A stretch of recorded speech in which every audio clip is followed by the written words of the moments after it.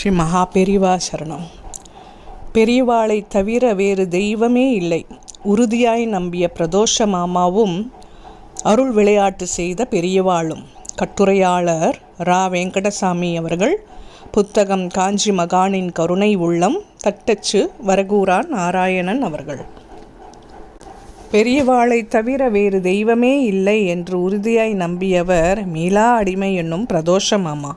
அப்படிப்பட்டவர் ஒரு நாள் தன் அலுவலகத்தில் யாரோ வைத்தீஸ்வரன் கோயிலை பற்றி பேசி கொண்டிருந்ததில் மனதில் லேசான சலனம். தானும் அக்கோயிலுக்கு போக வேண்டும் என்கிற ஆசை மனதினுள். தனது 3வது வயதில் தந்தையுடன் அக்கோவிலுக்கு போனவர்தான். அவரது தந்தையின் பெயரும் வைத்தியநாத சர்மா.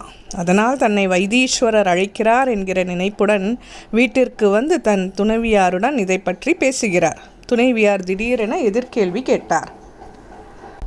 பெரியவாளே சாட்சாத் பரமேஸ்வரராக இருக்கார்னு சொல்வீர்களே, இப்போது ஏது இன்னொரு தெய்வத்தை பார்க்கணும்னு சொல்கிறேளே?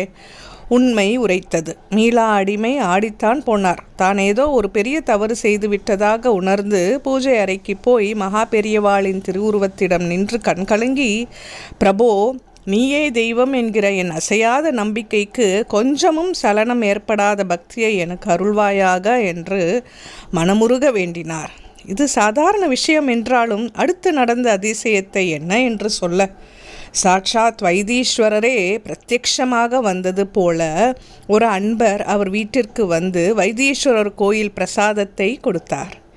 மீளா அடிமைக்கு மெய் சிலிர்க்கிறது. கோவிலுக்கு செல்ல வேண்டும் என்னும் அவரது எண்ணம், துணைவியாரின் கேள்வி, கோவில் பிரசாதம், இதெல்லாம் தாமாகவே நடந்து முடிந்திருக்கின்றன என்றாலும் இதற்கெல்லாம் காரணம் அந்த மகா பெரியவர் அல்லவா?